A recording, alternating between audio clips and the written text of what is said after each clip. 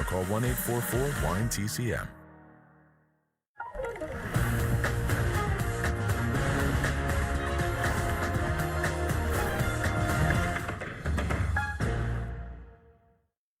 Good evening, I'm Ben Mankiewicz. Welcome to TCM and tonight's lineup of films starring Elsa Lanchester.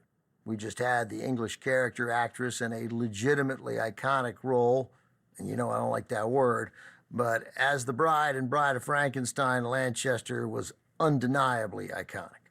Up next, Lanchester appears on screen opposite her husband, Charles Laughton, from producer-director Alexander Korda in 1936, Rembrandt. This is a biopic based on the life of the 17th century painter who revolutionized Western art. Laughton plays Rembrandt at the peak of his fame and financial success before confronting a sharp downward spiral toward the end of his career. By the way, we learn in the film that Rembrandt's full name was Gary Rembrandt. I didn't know Gary was a Dutch name. Whatever. Rembrandt was his first name. Rembrandt von Rijn. Gary to his friends. Sorry, I'll stop. Lanchester stars as the kitchen maid who forms a connection with Rembrandt.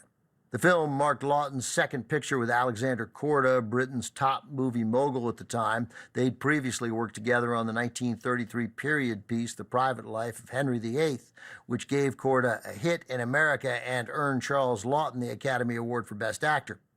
Lanchester also starred in that film, playing Anne of Cleves, Henry VIII's fourth wife. She was one of the lucky ones. Their marriage ended in divorce. In all, Elsa Lanchester and Charles Laughton made 7 feature films together. Laughton as Rembrandt was an obvious choice for Korda.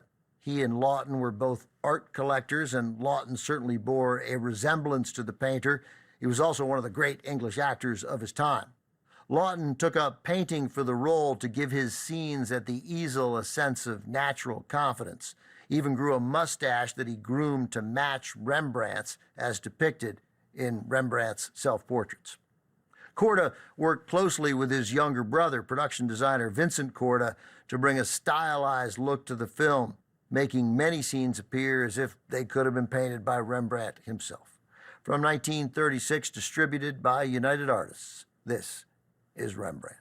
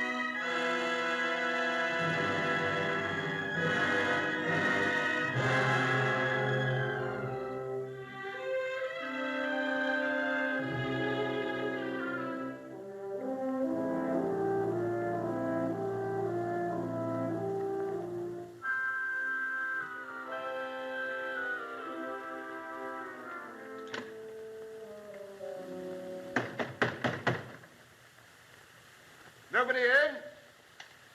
Show. Good morning, Master Rembrandt. Good morning. Good morning, gentlemen. Morning. What can I do for you? Want some colours?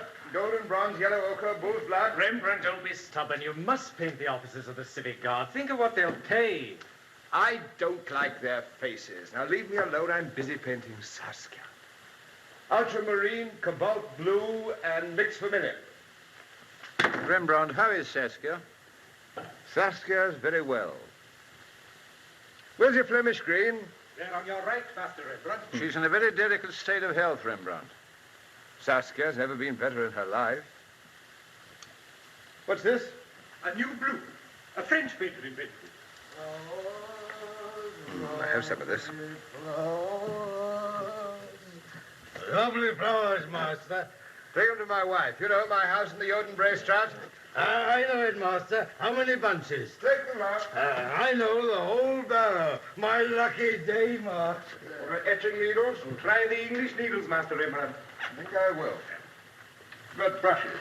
Here, Master Rembrandt. Master Rembrandt, look.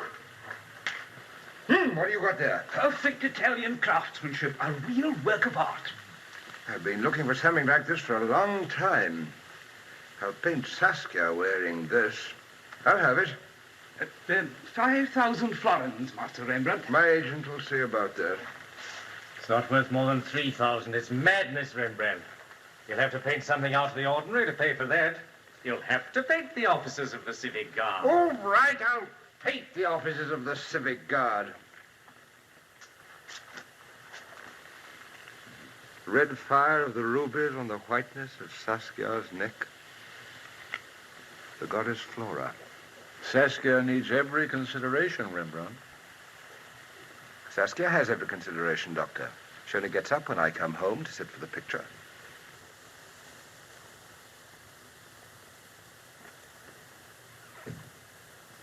Titus, you must come now. The mother has to rest. Come along, she has to sleep for an hour. Father will be here presently, and she has to get up and put on a pretty dress and look fresh and well. Father's going to paint her. Say goodbye. Goodbye.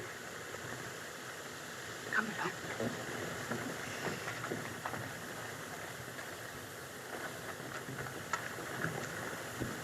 The master will be home in an hour. Which will it be, Gertrude? The brocade dress with the purple flowers, the gold shoes, the lace shawl, gold hair ornament, net, and the jewel box. If the lady Saskia doesn't call you in an hour, go and waken her.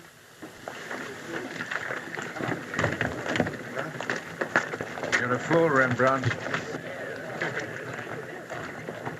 Here, Rembrandt.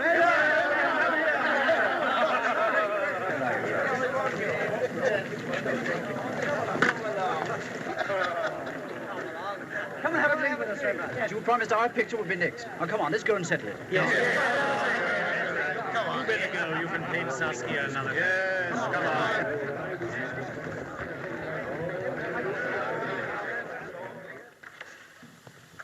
This is the new pupil, Ferdinand Bowles. Show him what to do.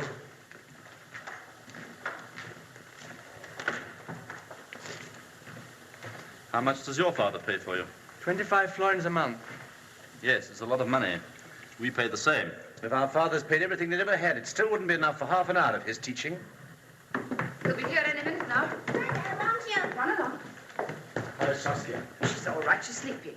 When he comes in, is she going to get up and sit for him? Most certainly she will. Well, she's not to do it. He must be told. He doesn't know how ill she is. We must get a doctor. I won't have a doctor in the house. I won't have his life upset. Very well, then I'll tell him how ill she is. If you say a word... The Lady Saskia. Well, what is it? I don't know. Shall I get Dr. Tulp? Yes. You'd better go across the street for Dr. Manessa as well.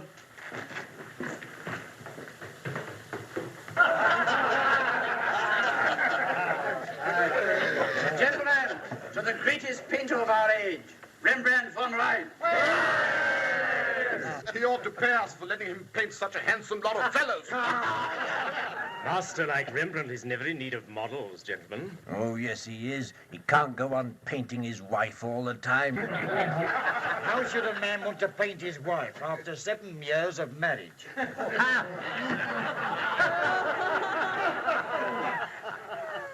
was a man in the land of Uz, and the Lord gave him all that the human heart could desire, but beyond all, this man was in love with his wife. He must have had a secret. He had. I'd like to know it. He had a vision once. A creature, half child, half woman, half angel, half lover, brushed against him. And of a sudden he knew that when one woman gives herself to you, you possess all women. Women of every age and race and kind, and more than that, the moon, the stars, all miracles and legends are yours. The brown-skinned girls who inflame your senses with their play. The cool, yellow-haired women who entice and escape you. The gentle ones who serve you. The slender ones who torment you. The mothers who bore and suckled you, all women whom God created out of the teeming fullness of the earth, are yours in the love of one woman. How? Throw a purple garment lightly over her shoulders, and she becomes a queen of Sheba.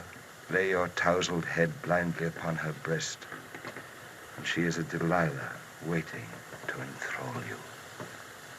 Take her garments from her, strip the last veil from her body, and she's a chaste Susanna, covering her nakedness with fluttering hands. Gaze upon her as you'd gaze upon 1,000 strange women, but never call her yours, for her secrets are inexhaustible. You will never know them all. Call her by one name only. I call her Saskia.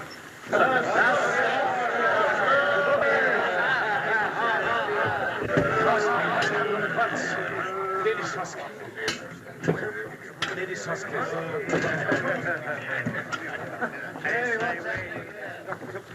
They should be there by now. Of course, they ought to have been sent for a long time ago, but I don't think it's too late yet. Master, there's nothing to worry about, really.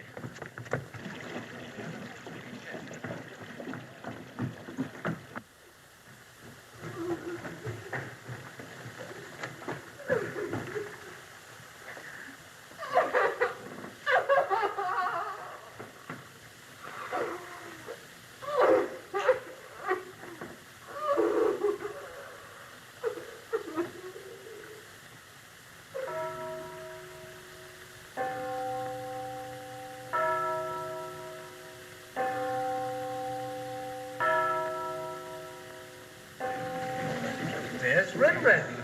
Is he deliberately trying to insult his guests? It is an insult.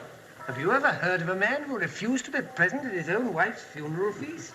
Where is he? Where do you suppose he is? In his studio. But is this a proper time for him to be working? With the funeral chimes still ringing in his ears?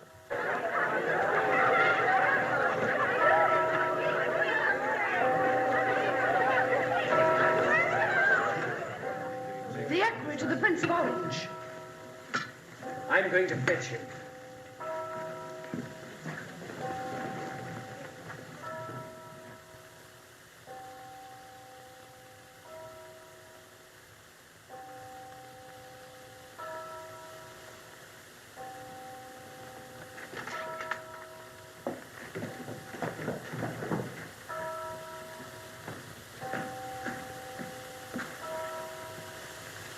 See, she's wearing her new necklace.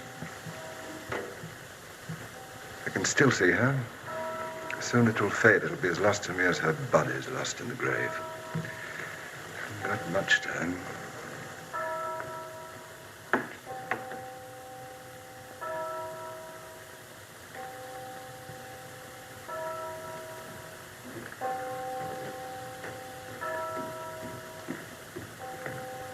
I have the honor, sir, in the name of His Highness the Prince, to convey to you the deepest sympathy of the House of Orange in your sad bereavement.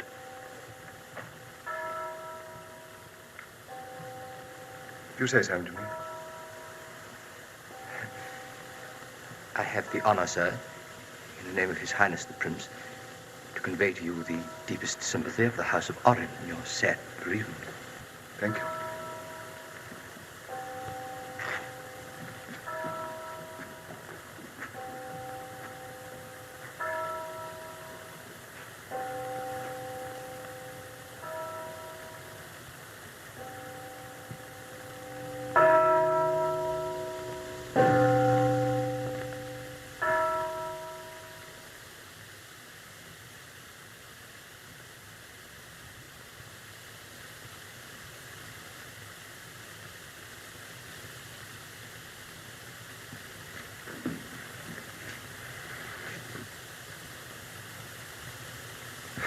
finished.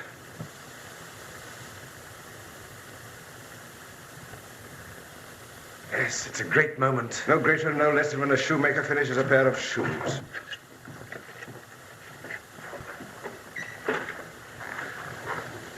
Yes, it's a great picture. Yes. The greatest, the longest, the largest, and the darkest. They'll jump out of their boots. Oh, they'll go down on their knees.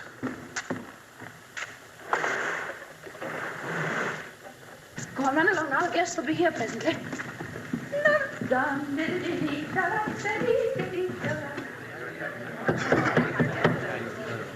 My Lord Burgomaster, ladies and gentlemen, this is a memorable day in the history of the Civic Guard. In the name of their lordships, I request you to unveil Rembrandt von Rhein's masterpiece.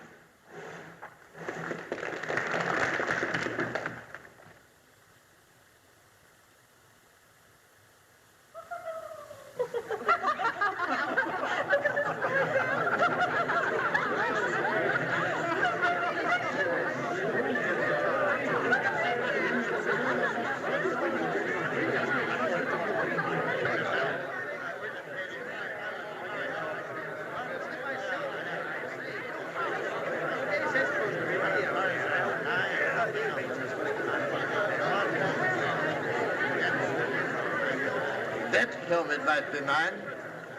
No, it must be those legs. And a fine pair of legs for all that money. He's given Banningcock a club foot. Rembrandt Kemp, a hunchback. Rembrandt Kemp? Where? Is that supposed to be me? That grinning ape? Be honest, what do you think of the picture? Well, Rembrandt... No evasions, what do you think of it? I can't say. I don't understand it. I can't see anything in it. You can't see anything. I can see nothing but shadows, darkness, and confusion. You surely don't expect us to take this as serious art? Something's got to be done. They're furious. They're making fun of it, laughing. Can't you hear them? It's no good standing there twiddling your moustache. They say they won't pay. They say you must paint a fresh picture. What on earth did you think you were doing? It's real beyond a joke. I agree with you, it is. Go on, say something to them. You're not suggesting that I should apologize. I'm asking you to save the situation, that's all. Think of what's at stake. Save the situation. All right.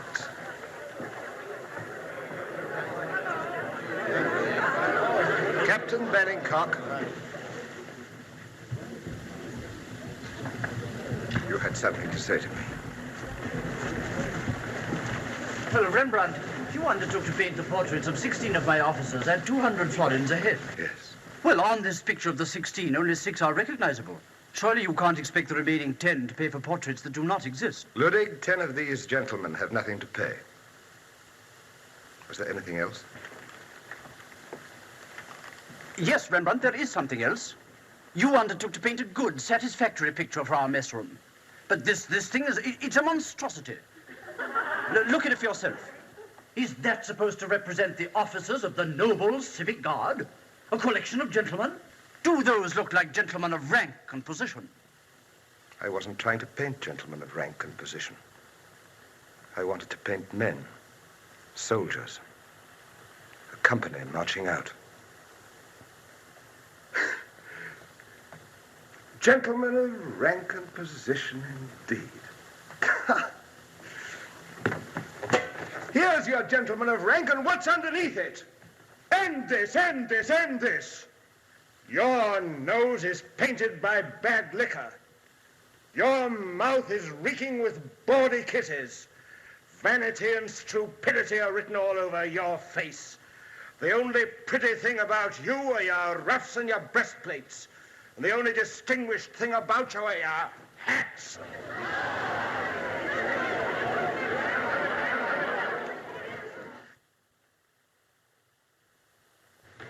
Well, how many people are coming? How many? You'll see them. Now, I'll teach you to answer me like that when I speak to you. When the master comes home, you'll be sent packing. That's all right, I am packing. You just wait. I've waited long enough. 25 good florins a month to a master who's the laughingstock of the town? That's a lie. I'm leaving him. And you can wait and hear what I've got to say to him. Well, where are the guests? And we guests enough for your fine dinner. You got something to say to me? No, sir. Wasn't it something about 25 florins is too much for a master that's been derided by the whole town? No, sir. I ought to know something about faces. But I might be mistaken. Yes, sir. But you're going to leave me, Governor Flink. You go to a better master, you'll be rich and successful. On dinner.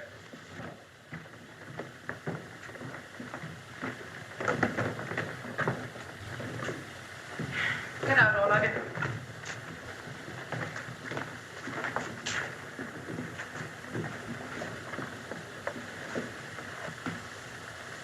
Not very cheerful tonight. This will put new life into you.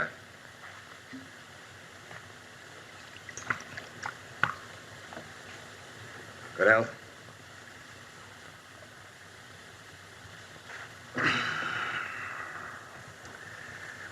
Dutchman's mother's milk, the stuff of life in a stone bottle, and now I'll show you how we drink it in Leiden, where I come from.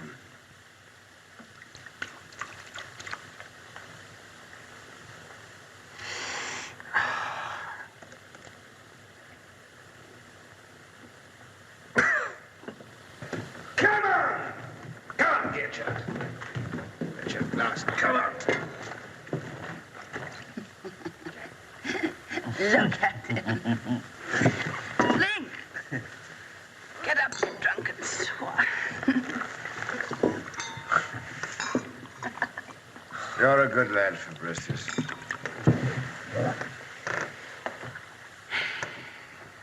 You're good too, Dexter.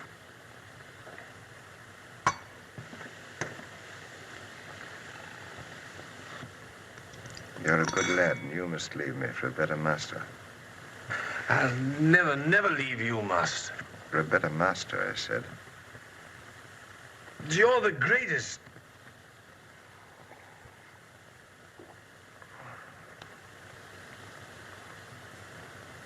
Every man has a destined path. If it leads him into the wilderness, he's got to follow it with his head high and a smile on his lips. But you are following the right path, master. You've known success. What is success? A soldier can reckon his success in victories, the merchant in money. But my world is insubstantial.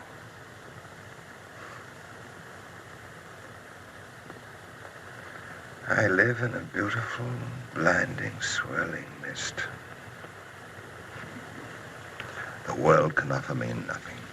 What I need is a woman I can call my wife.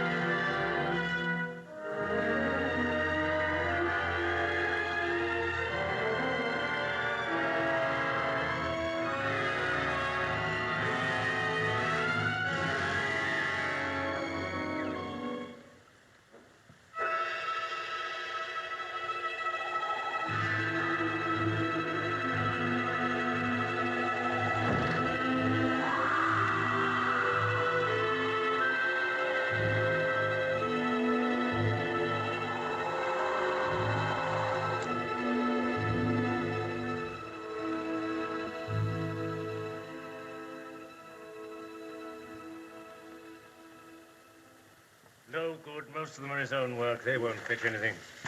But here's a Rubens sketch. A bit of antique sculpture. Those glasses and beakers, they're genuine. And now the jewels, dear Xim. The casket. The jewels, the casket. Very well. Come on. Furnitures. Daylight for you. See what you're getting. Oh. Take everything anybody's got left in the world. Jewels. A casket. There it is.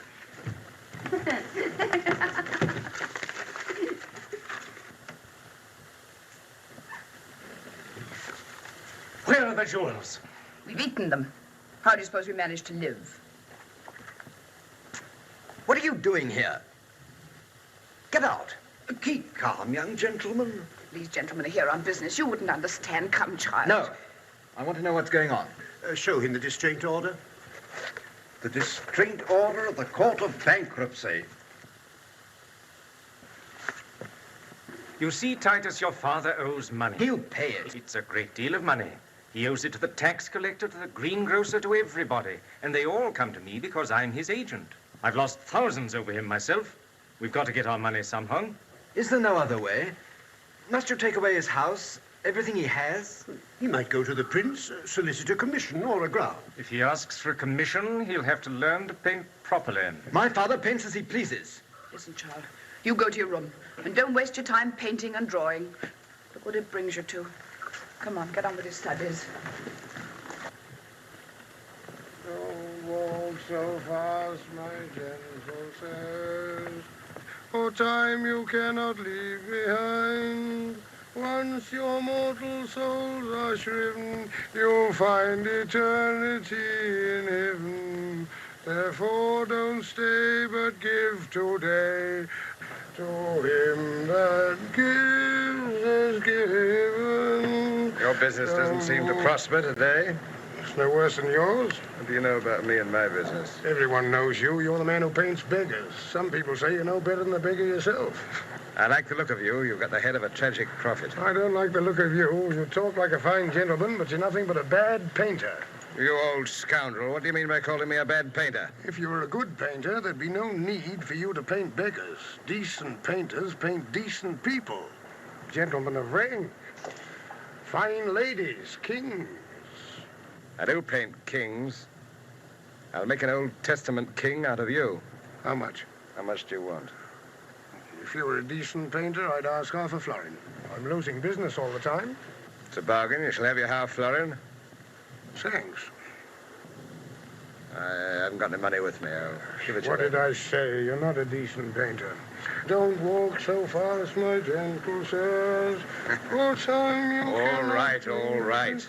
I want to paint that royal scoundrelly face of yours. Now, you stop here and don't move. I'll come back with your blood money.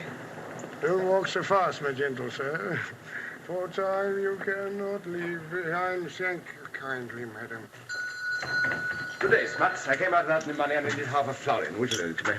Half a florin in cash? It isn't much good to me, and sugar or cloves. Well, that reminds me, Rembrandt. You owe me rather a large bill for sugar and cloves. You frightened you're not going to get your money back?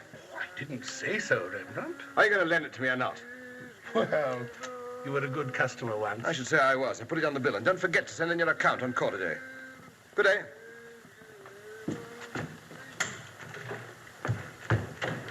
Good day. Debit half a florin to charities.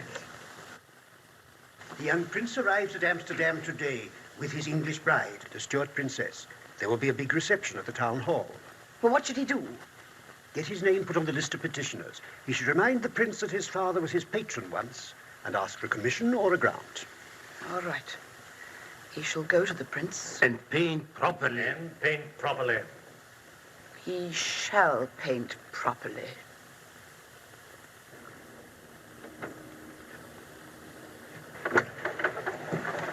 Where is she?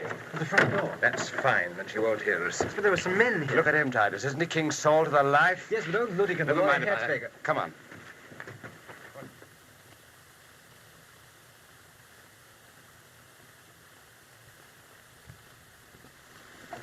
All right.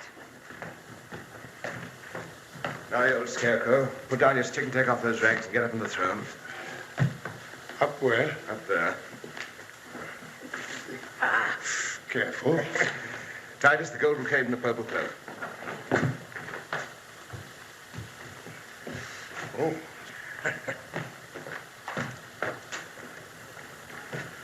Put this ring on your finger. You needn't try and pocket that. It's only imitation.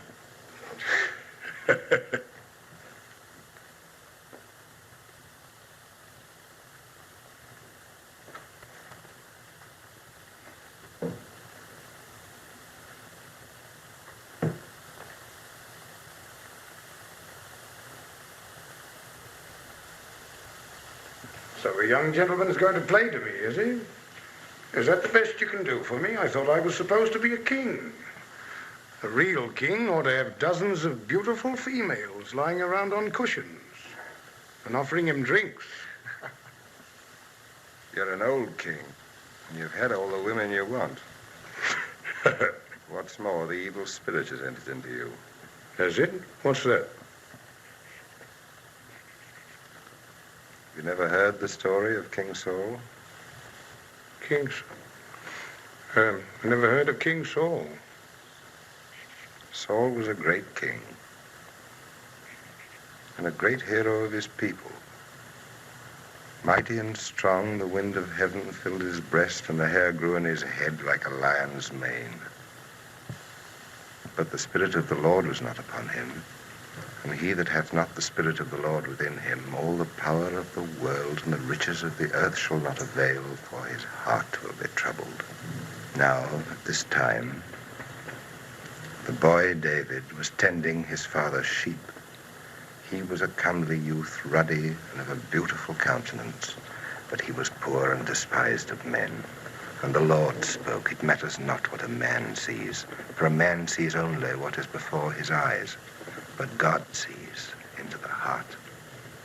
And the king was troubled by an evil spirit, so that he cried out in the night and could not sleep, and his heart hardened.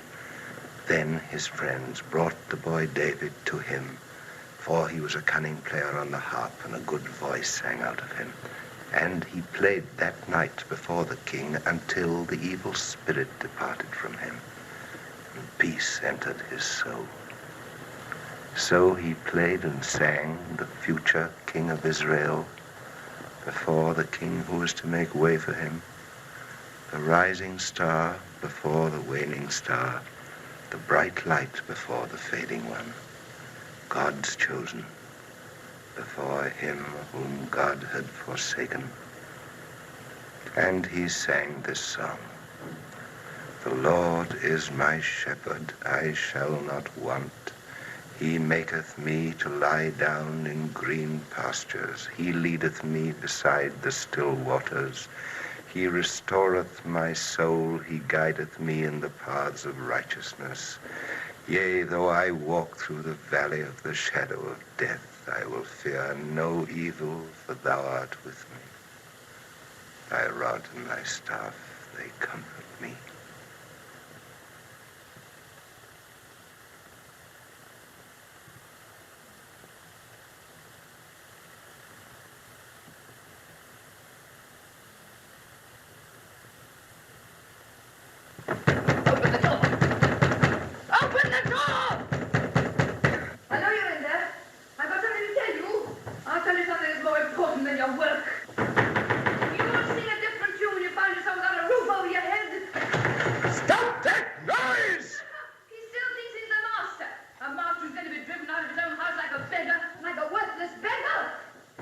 Don't seem to think much of our profession here. Stay where you are, we're working. Open this door! Titus! Titus, tell your father to open the door! Father, please don't be angry, but I think it would be better if you opened the door. Open the door! Open the door! The bailiff's going to be in here. They're going to seize the house.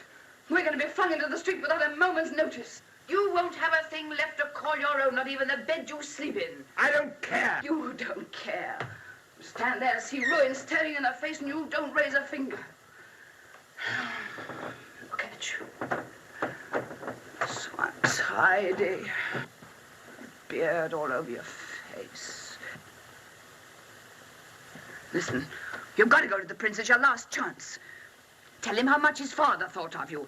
Say that through no fault of your own, you've fallen upon evil times. Make him give you some commissions or a grant of money. Use your common sense. Attend to your business. Paint the sort of pictures people want nowadays. Look at Flink. He used to be one of your worst pupils.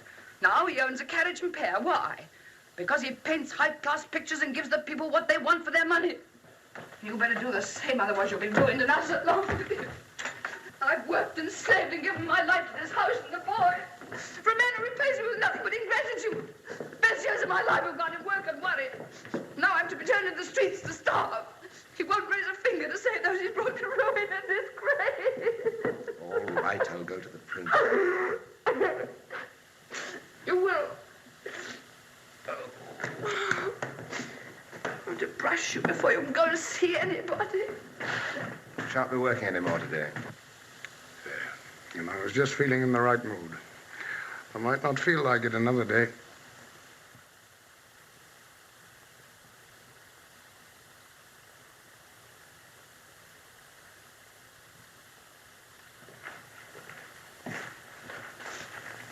You're not really going, are you? Listen, Davis. If anything happens to me, you go to the country to your mother's people. You'll have a fine life. No, I mean to be a painter like you. Don't you wish for that? Don't you want to be a painter?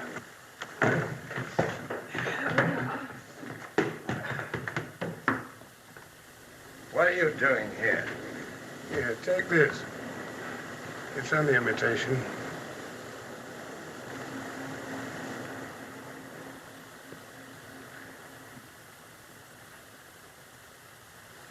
Where are you going? Well, we're both going begging. Why don't you come along with me? You may profit by it.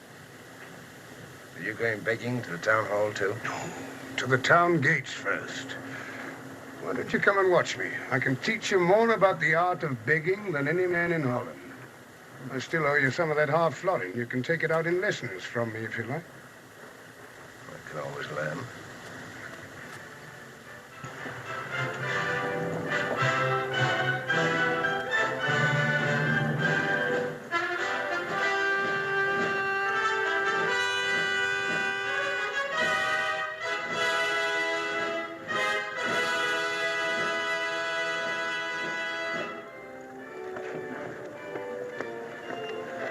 Now, watch me and see how it's done. Look miserable. Oh, no, not too miserable. If you look a hopeless case, they'll think your past helping. When your right eye waters, let your left eye twinkle. And then, when you show your eggs, cut a caper. So as they say, look at that fella. He may be starving, but he's got a merry air. Then they'll give you some.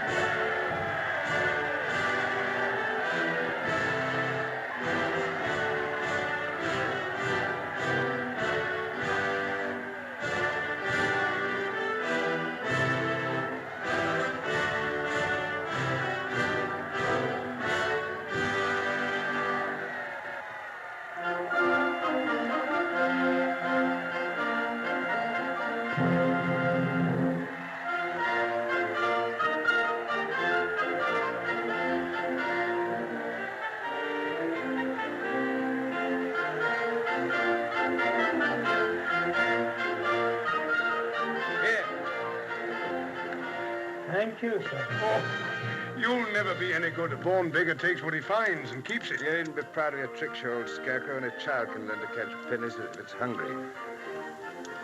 Do you know how an artist has to beg at court? An artist has to smile and smile and keep on smiling. May I humbly crave the honor of being presented to His Royal Highness. I am painter, Rembrandt from Rhine. Oh, yes, I remember you now. Wasn't there some scandal about the picture you painted for the Civic Guard? I hope you've learned how to behave properly. I can't behave properly. Can't beg properly. I can't paint properly. But I can live my life properly. Without money? Where? At home. My father's house. It's a mill near Leiden. A mill? Among peasants? I was born a peasant.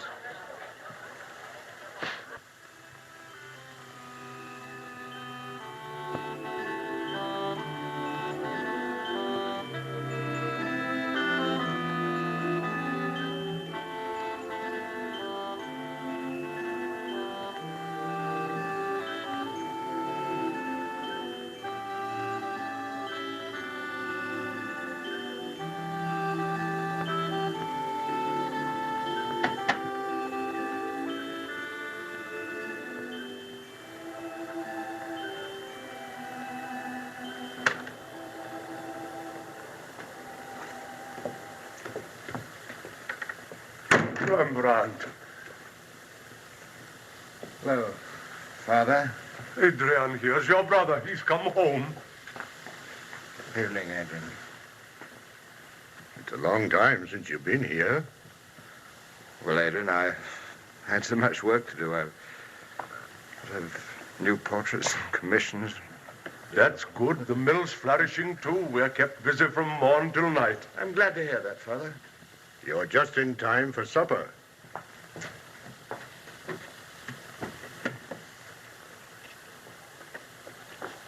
You shall read the lesson tonight, son. There.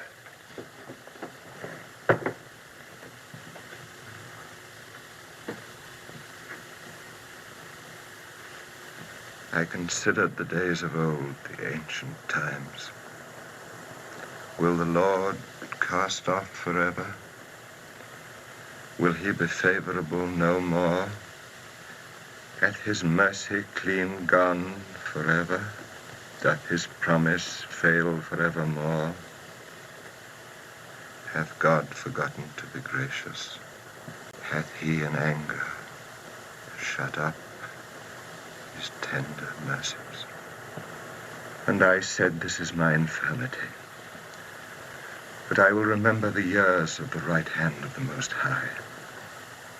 I will remember the works of the Lord. Surely I will remember thy wonders of old.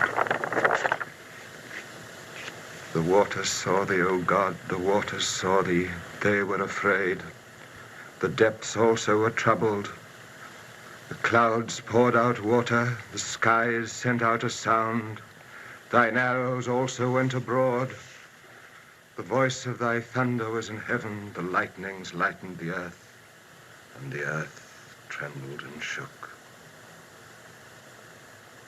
But I will meditate also of all thy works and talk of thy doings. Thy way, O God, is in the sanctuary.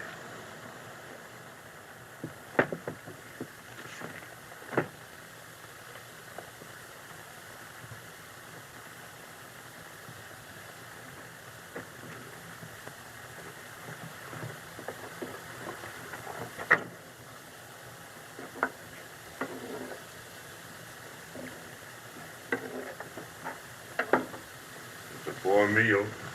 Bread and soup. Country fare. Black bread. Peasant's bread.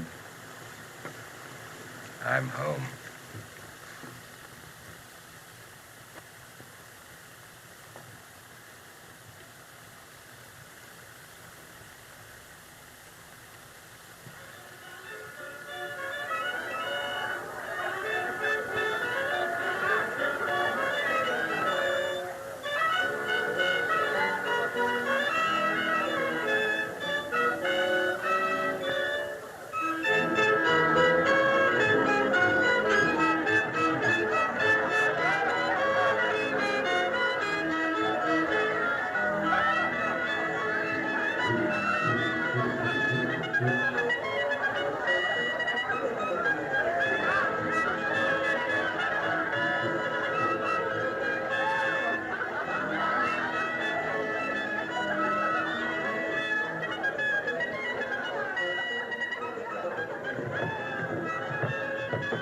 Not so fast, little one. Let me go. Am I mistaken? Do I recognize that pretty nose of yours? I've never seen your fat nose before in all my life. You may kiss if I guess right. Yes, you can have a kiss. But if you don't guess right, you'll have to buy me a pot of beer. Sylvia. Huh? That's my sister. Are you little Elsa? Well, our children grow up. Oh, you're not a stranger. You do belong here. I do. It's my home. You know, you remind me of Adrian the Miller. I'm Adrian the Miller's brother. The one that went to the city and married a rich wife and became famous. That's right. Now you owe me a kiss. Oh, no, you owe me a pot of beer. You didn't guess right. You mistook me for my sister. Kiss for butter beer? No. Kiss for butter beer. Yes. Landlord, gallon of beer.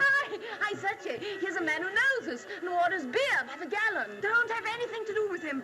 He's from the town. Oh, I've never been to the city. Is it a merry life? Every day's a feast day. Laying sausages on the doors instead of bell pulls and the fountains spurt wine.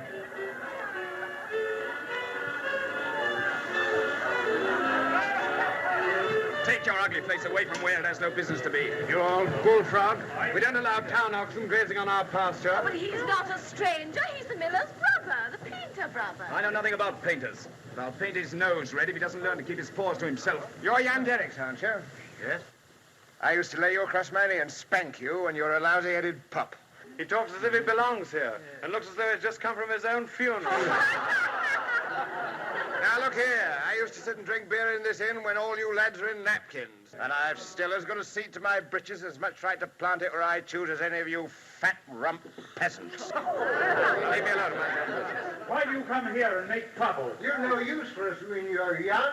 You went away to the city because you didn't like our country way. Yes, the smell of our pigsties is too strong for you. Keep your hands off our bacon. Get back to your city of wenches. I paid for my drink and I have as much right to sit here and drink it as anybody else. Drink that. Drink it yourself. Let's see if we've got a miller's fist. I'll show you what a painter's fist can do.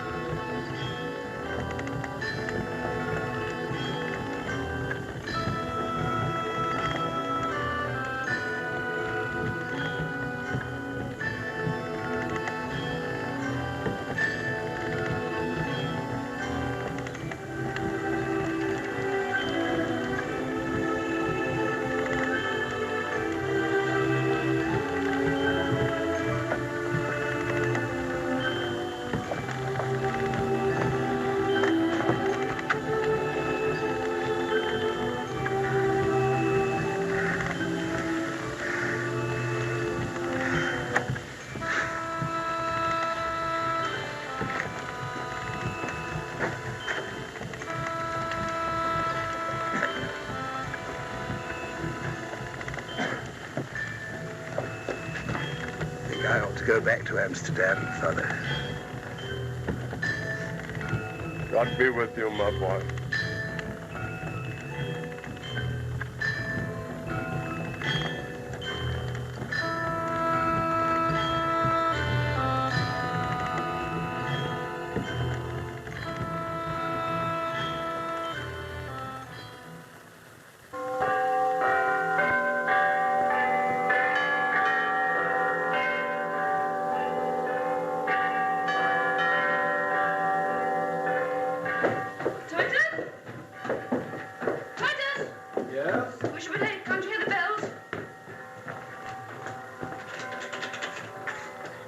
Heaven have mercy on us, where will it all end? 3 days and nights and not a sign of him. He treats his own house as though it were a plague spot. He avoids it because you make his life here impossible. Foolish, ignorant child. He's poisoning you with his own wickedness. All right, let him go his own way. Come on, come to church. And pray to God to make you a better man than your father.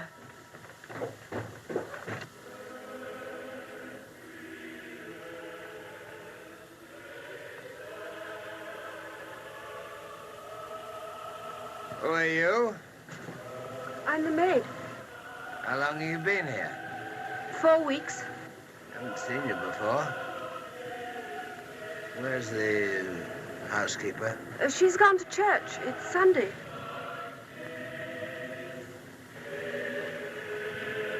Come with me.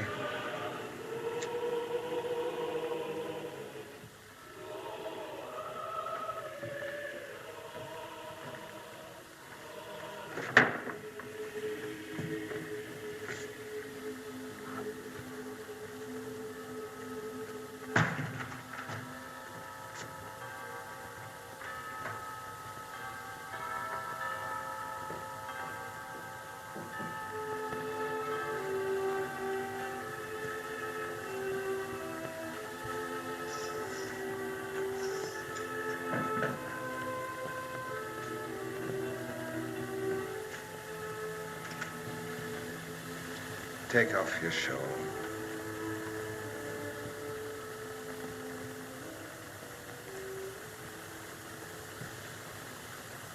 You mustn't be frightened if I look at you. I'm not looking at you as a man looks. I'm a painter. Painters have a different way of looking at things. You must imagine that I'm looking at you in the same way as the water with which you wash yourself, or the air you move in, or the light that shines on you. That's easy, you know, all the time, even when you're quite alone. You mustn't even know I'm looking at you. Pretend I'm not in the room. Well, I've disappeared.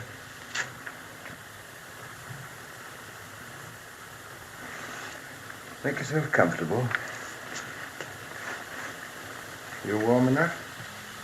Yes, but I ought to be cleaning the vegetables. I shan't need any vegetables today. What's your name? Hendrika Stoffels. Hendrika, you're from the country. From Zeeland. My mother has a little farm. Why did you leave the country?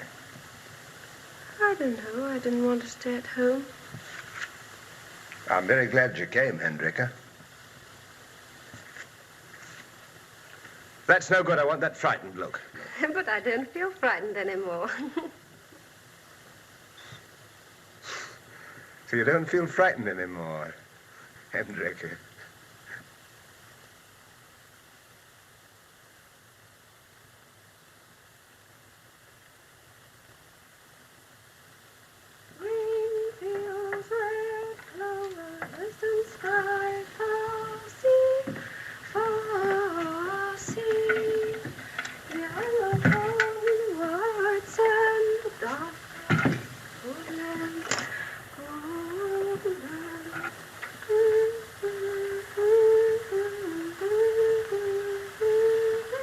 Pretty tune.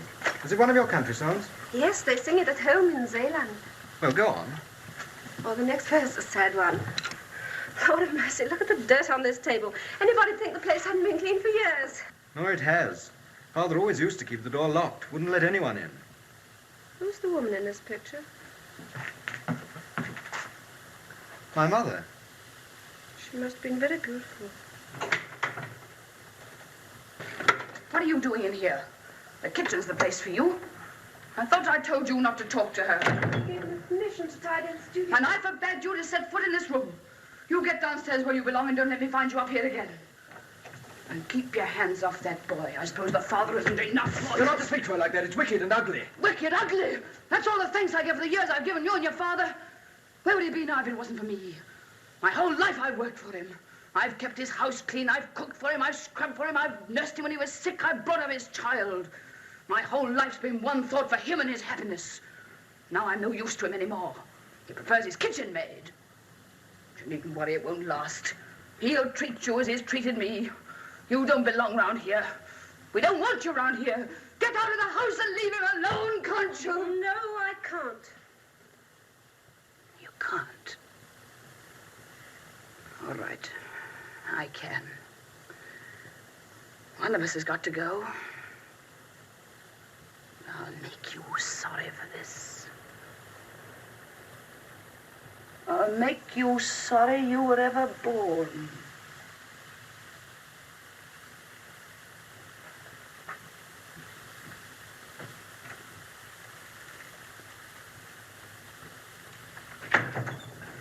Go ahead, speak of the lawyer. My friends Dr. Fabricius, Dr. Vanessa, and Titus, of course. And what can I do for you, Rembrandt? I'm going to be married again. All right, I know I'm an old fool. When King David was old and stricken in years, he took unto himself Abishai the Shunammite. King Solomon... Enough of your Old Testament kings. They all came to a bad end. What I asked you here for was to be witnesses to my marriage. Only too glad, Rembrandt. And I want you to settle the formalities. Formalities? You can't get out of it so easily as that. Get out? Get out of what? The Lady Saskia von Eulenburg left her fortune to her dearly beloved husband Rembrandt van Rijn with the proviso that in the event of his remarriage, he must make over 1/2 of the fortune to her son Titus. Half of 40,000 florins. But I never got a penny of the 40,000 I florins. know, but you accepted the bequest. And so far as the law is concerned, the obligation is undischarged. You cannot get married again unless you pay into the Court of Chancery the sum of 20,000 florins for your son Titus. 20,000 florins. But it's ridiculous. I don't want the money. I'll simply renounce my claim. You can't do that, my boy. You are underage. And in any case, the Court of Chancery has no intention of forfeiting this money. They're very sharp on these things. Why am I only 18? Oh, shut up, Titus. You're too young to know the world. You think it's a free place where you can do as you choose. Well, you're wrong. The world is a narrow cage enclosed on 4 sides by iron bars. You beat your head against those bars until you're sick. But you'll never get out. Never as long as you live.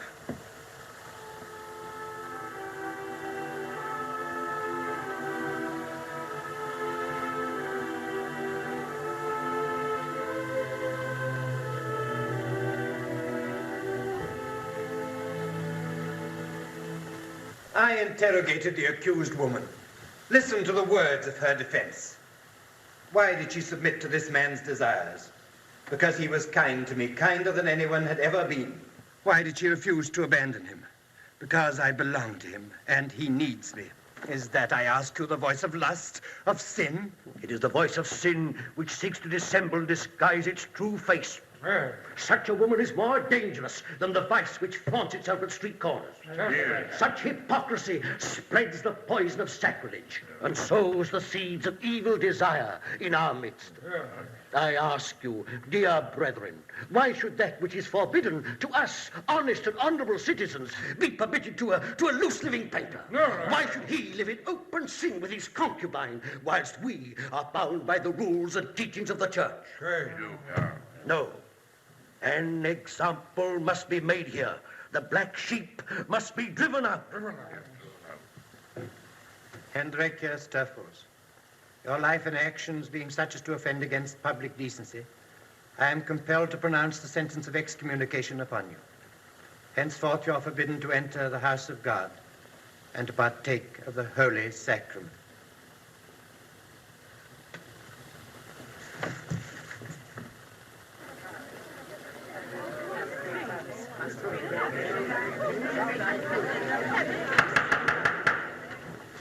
On behalf of the Banksbury Court, I open the forced sale of all the movable and immovable property of the painter Rembrandt van Rijn.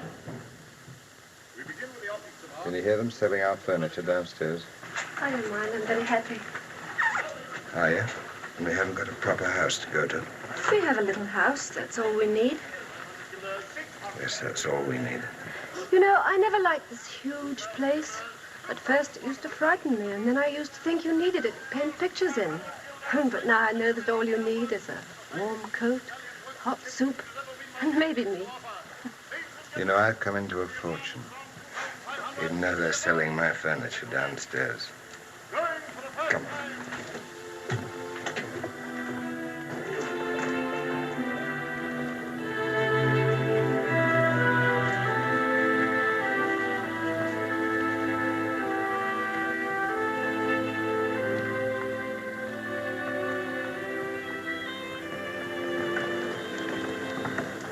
He was a good man, a just man. He didn't deserve this. Deserve? What does that mean? A man without money is a vagabond and a rogue.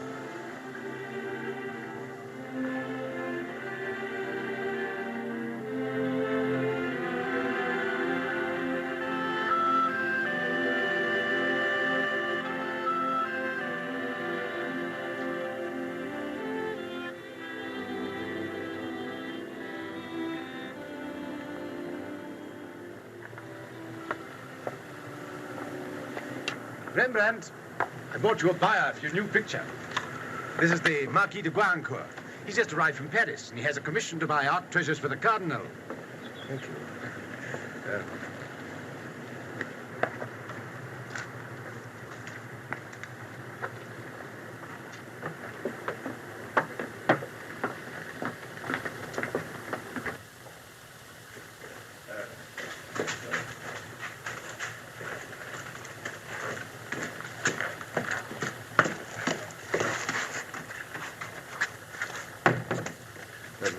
Like this one. The Holy Family in flight from Egypt. The Blessed Virgin without a halo? Oh, yes, without a halo. Sanctity comes from within. One isn't obliged to wear it on the head like a Flemish hat. I'll buy the picture. Will you accept 1,000 florins? Hendrika? 1,000 florins. This is my wife. Shall I, would you say, shall I send it, or, I'll put it on the carriage. You can't do it, Father. I can't do what? You know, the debtors' court order. What more do they want from me? The court decided that any canvas you paint shall automatically become the property of your creditors. The house and furniture didn't fetch enough to cover all your debts. Will you shut up? They'll put him in jail. Ludwig's already threatened to have him arrested. He mustn't sell his pictures. He's under oath to hand over all his work to his creditors until his debts are cleared. According to the commercial charter... Commercial charter? I'm not a tradesman. The picture I paint with my own hands belongs to me. No, Father. It doesn't belong to you. You've no right to sell it.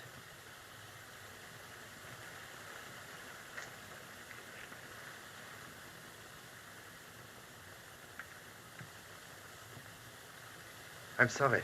I should have been glad to buy the picture.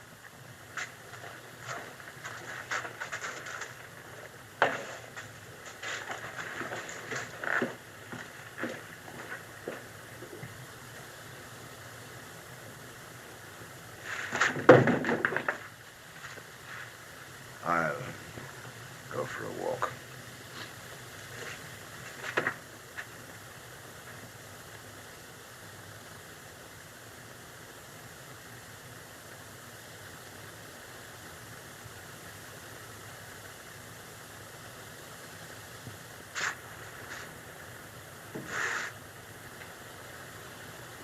You must explain to me, Titus. Why don't his pictures belong to him anymore? Listen, Hendrika. I'll give you an example. Imagine that the fisherman owes money that he can't pay. If he catches fish and takes it to the market, he's not allowed to offer it for sale. According to the law, he has to hand it over to his creditors. Caught you, me fine little fellow. You haven't paid your taxes. Therefore, any fish you catch are public property. That's the law in Holland. You let Jan Button alone. He's my assistant. I employ him, see? He gets his food and lodging from me, and any fish he catches are mine. There's a contract to prove it. You can't arrest me for selling fish, old dog's face. And that's the law in Holland. So that's the law in Holland.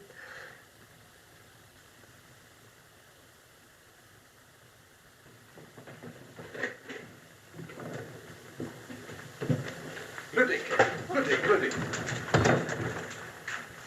You go on as if nothing had happened. You go upstairs. I'll deal with them. We all right over here? What can I do for you, gentlemen? We represent the creditors to whom the painter Rembrandt owes money. Does that convey anything to you? I can't see what it has to do with me. You're breaking the law. These pictures you're offering for sale don't belong to you at all. Indeed. Everything that Rembrandt paints, draws, or otherwise commits to paper belongs to the creditors and must in law be handed over to them. I happen to know that you've already sold one picture to France for 1,000 florins. I suppose you realize that this is a criminal offense? If you're speaking of the painter Rembrandt von Rijn, this man is in my employ. I own the contract with him. He receives his food and lodging from me, and in return, whatever he chooses to paint becomes my property. Mine, gentlemen, not yours.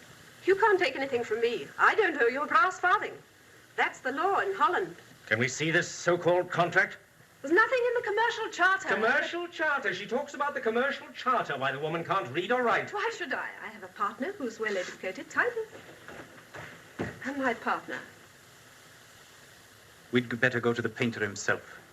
Where are you going? See Rembrandt von Rijn. I don't allow my servants to receive visitors during working hours, and he works 24 hours a day. This is trickery. She's the painter's wife, the mother of his child. What belongs to her belongs to him. She's no right to make any bargain with him. I'm going to the court. I'd advise you to see my lawyer first. He drew up the contract. It may save you a walk. Ah, hold your tongue.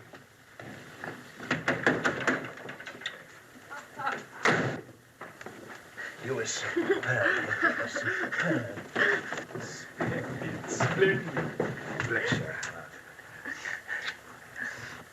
Isn't she marvelous? You wait. They'll be back in half an hour begging you to give them an interest in the business. Here. You better take a rest. You're as white as a sheet. No. I must get to the kitchen. Do nothing of the kind. Here.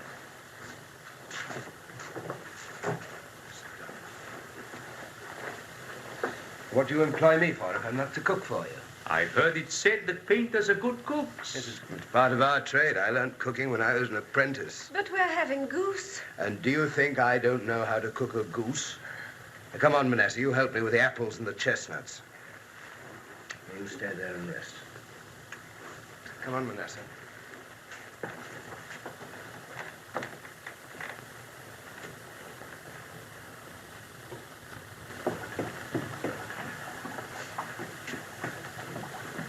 There you are.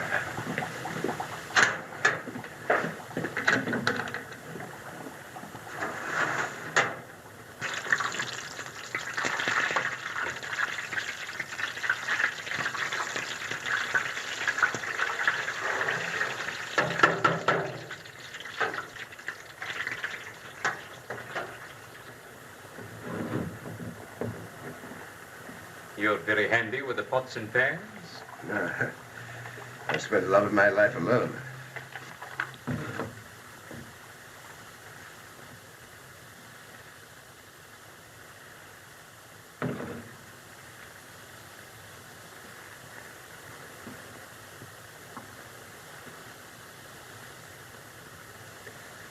Tell me the truth, Manassa. How long will Hendrika live? What? I can't lie to you. How long? That is in God's hands.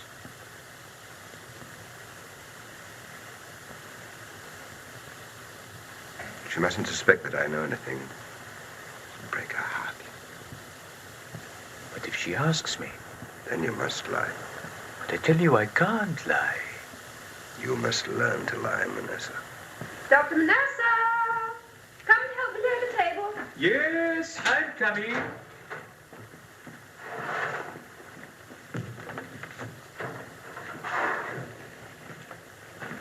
Hurry up with the table. The goose is nearly done.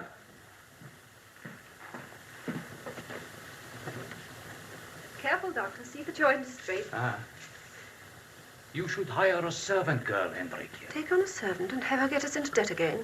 Oh, no, Doctor. We're tightening our purse strings now. But you must take care of your health, Hendrik. You've grown more delicate since the child was born. Nursing her was too great a strain on you.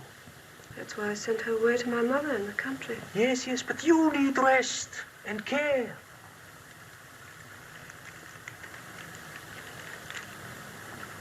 Doctor, I shall go when my task is done. Not sooner and not later. Would you do something to help me? If it's possible. He mustn't know about me. These good times mustn't be spoiled for him. You don't think he suspects, do you? No. The goose, the goose, the goose, the goose. Ah. Titus! Titus! The goose! Sit down. Sit down, everybody.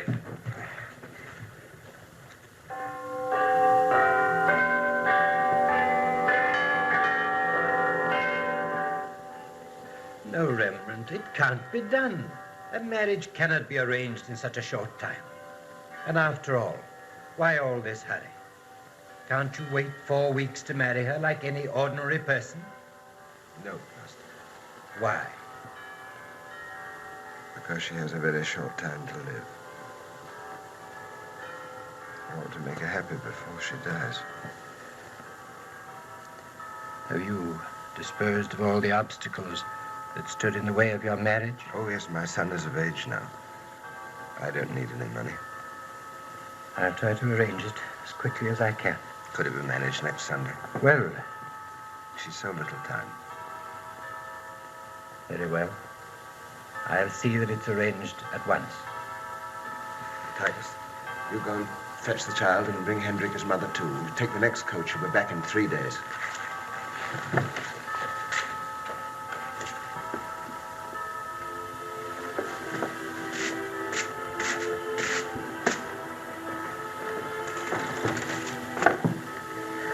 You mustn't work. You must rest. You look tired. Where's Titus? Titus is with his young bride. He'll be leaving us soon, and we shall be left alone. You like that? And the baby. You miss her? She's been well cared for in the country. But I thought perhaps next summer I could have her back again. Yes. Next summer. What have you got on that dress for? Oh, I thought you wanted to finish the picture. It's Sunday. Oh, yes, we must finish the picture. You can rest in the big chair while I'm working. Come on.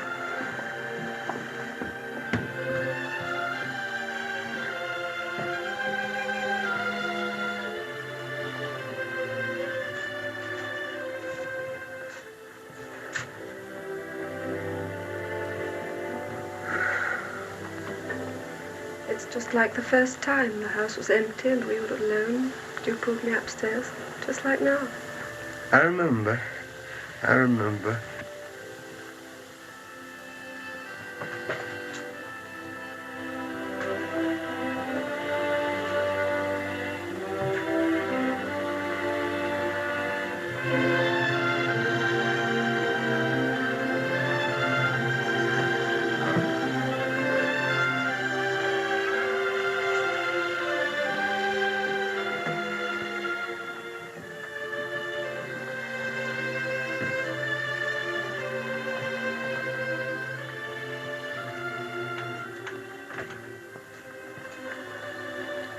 You needn't be shy. I'm not looking at you as a man looks. I'm a painter. That's what I said. You must imagine I look at you in the same way as the water you wash yourself with, or the air you move in, or the light that shines on you. That's easy, you know, all the time, even when you're quite alone. You mustn't even know that I'm looking at you. Pretend I'm not in the room. Now you must ask me if I'm warm enough. Are you a woman? Yes, but I ought to be cleaning the vegetables. We shan't need any vegetables today. Now you must ask me my name. What a memory you've got. Don't tell me any more. I know the rest. What's your name? Hendrika Stoffels. Hendrika. country? From Zeeland. My mother has a little farm. Why did you leave the country?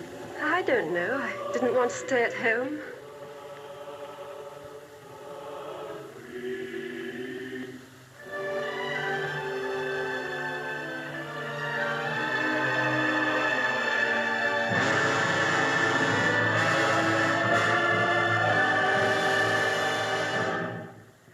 Well, you know how glad I am you came, Hendrik.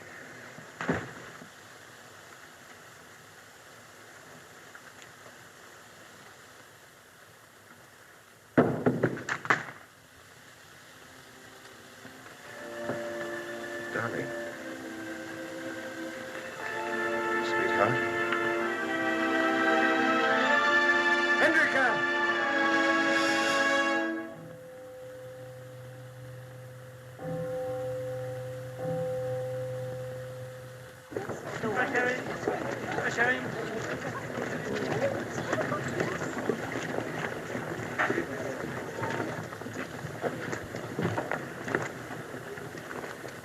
Orange, fresh orange, orange, fresh orange, orange, fresh orange, orange, orange.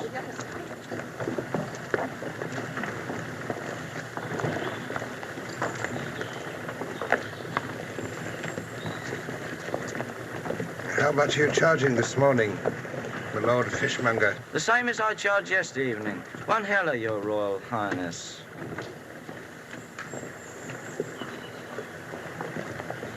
Here's half a heller. I'm not paying for the smell.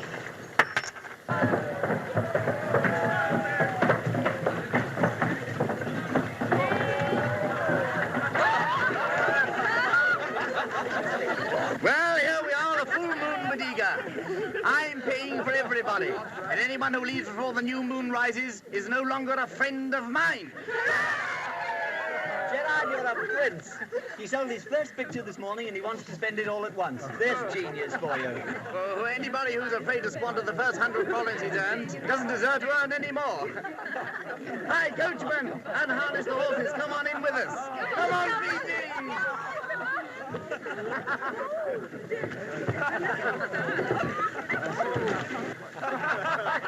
Don't! Not in front of all these people. Why, what does it matter? They're all drunk and no one else is looking. That old man over there is laughing at us.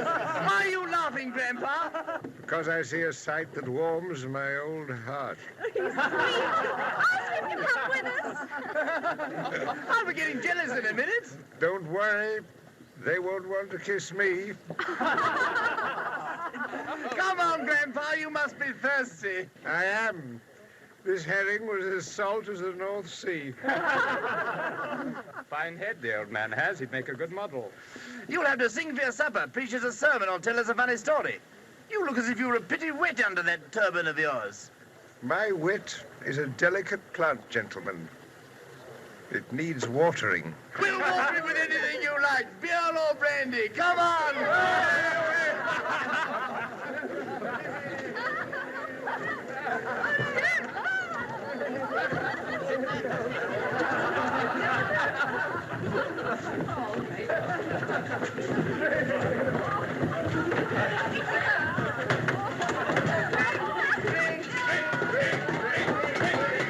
A toast, my friends, to beauty, to woman, To youth. To love. To money. To success.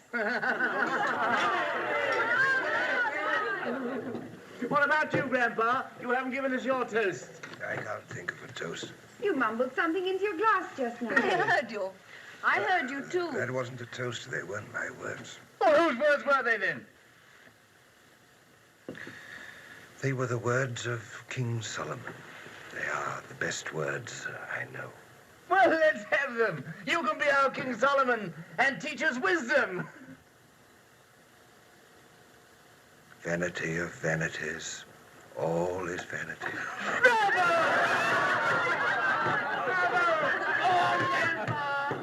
I have seen all the works that are done under the sun, and behold, all is vanity and vexation of spirit. For in much wisdom is much grief, and he that increaseth knowledge increaseth sorrow. Wherefore I perceive that there is nothing better than that a man shall rejoice in his own works, for that is his portion.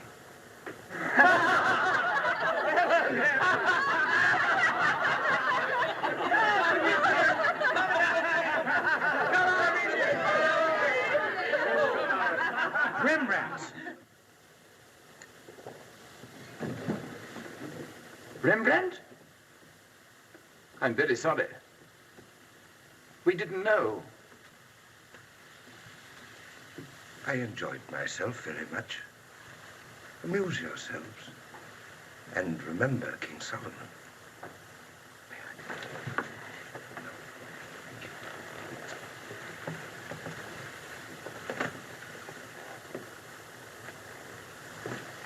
Good night, children.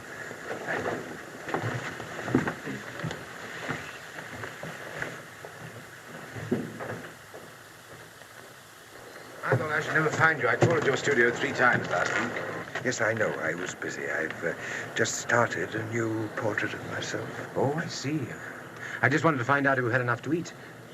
Shall I come back now? No, I can manage, but if you happen to have a spare florin... Oh, of course. Here. Take this. No, 5. No nonsense. But mind you spend it on food now. Of course. Oh, of course. You know, you better go straight to the butcher's. You're not looking well, Master. That's the light. You needn't worry about me. I'm quite all right. You're a good lad, Fabricius. Well, go along to this place here. The meat there is good and cheap. Oh, yes. I'll go to the butcher's. Yes.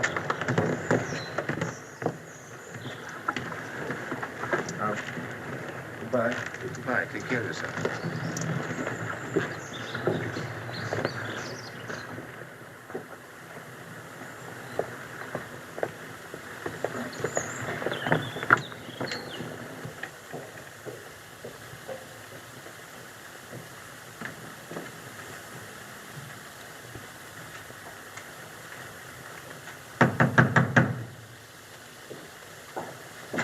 Get out of here!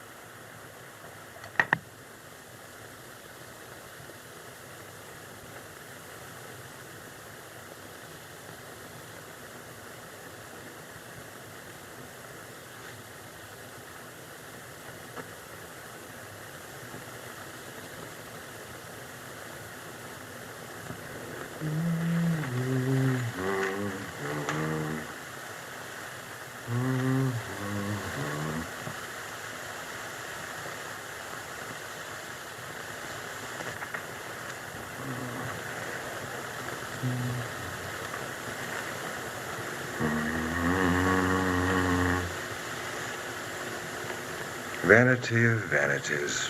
All is vanity.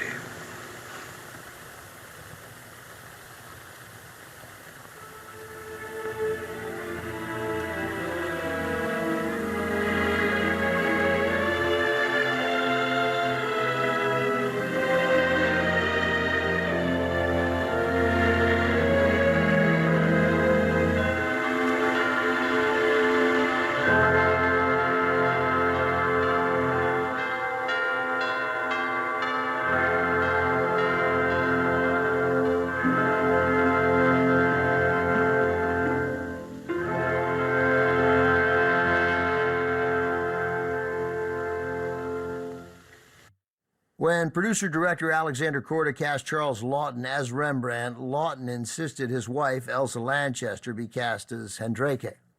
Lanchester also contributed to the composition of the melody, Hendrake's theme. She did it after a drink of gin and in 1 hour, she claimed. Lanchester and Laughton met where they both made their living on the London stage in the late 1920s. Both slowly transitioned into film. They each appeared in short silent comedies in 1928. They married in 1929, moved to Hollywood by 1932. They remained a couple until Laughton's death in 1962. Along the way, they continued acting together in a series of films as well as on stage. Both appeared in Billy Wilder's 1957 thriller Witness for the Prosecution, which earned each of them Academy Award nominations, Best Actress in a Supporting Role for Lanchester, Best Actor for Laughton. Neither won, though Lanchester won the Golden Globe for Best Supporting Actress. Coming up, the only leading role of Elsa Lanchester's big screen career. She stars in Passport to Destiny, next on TCM. Next on TCM, Passport to Destiny. Then a Silent Sunday with Rin Tin Tin and Fearless the Police Dog. And later, I Fidanzati. TCM's got an Italian job tonight.